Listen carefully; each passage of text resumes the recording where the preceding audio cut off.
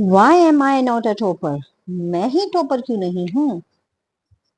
क्या आपने कभी ऑनेस्टली सोचा है कि क्या जो टीचर आपको पढ़ाती है आप उसे डेली रिवाइज करते हो? क्या आपका होमवर्क टाइम पे फिनिश हो जाता है? और क्या आप कॉन्सेप्ट्स को समझते हो या फिर सिर्फ क्वेश्चन आंसर को ही याद कर लेते हो? क्या आप इजीली डिस्ट्रैक्ट हो जाते हो? हल्का सा टीवी चला और आप डिस्ट्रैक्ट हो गए? बी ऑनेस्ट एंड थिंक, क्या ऐसा है? अगर हाँ, तो हमें कुछ चेंजेस करने की जरूरत है। चलो समझते हैं एक टॉपर स्टूडेंट और अदर स्टूडेंट में क्या अंतर होता है। टॉपर डेली रिवाइज करते हैं, लेकिन जो नॉर्मल स्टूडेंट्स होते हैं वो कभी कभी करते हैं एग्जाम से पहले। अब डेली रिवाइज करते हैं तो टॉपर्स डाउट भी पूछते हैं क्लास में, और जो अदर स्टूडेंट होते हैं जब पढ़ा ही नहीं है तो वो डाउट कैसे पूछेंगे, वो साइलेंट रहते हैं।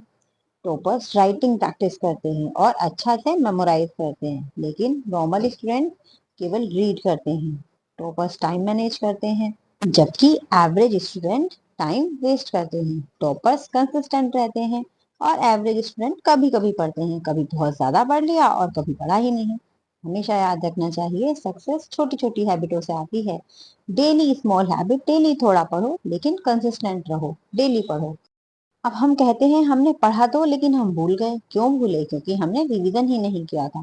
पेपर बहुत टफ था। पेपर बहुत टफ क्यों था? क्योंकि हमने प्रैक्टिस ही नहीं की। टाइम नहीं मिला, पेपर छूट गया क्योंकि टाइम ही मैनेज नहीं किया पेपर में।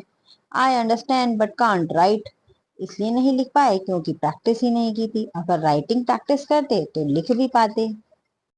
चलो एक 30 डेज चैलेंज करते हैं। 30 डेज के लिए no screen time, daily revise करेंगे, कॉन्सेप्ट समझेंगे, प्रैक्टिस करेंगे और डिफरेंस देखेंगे।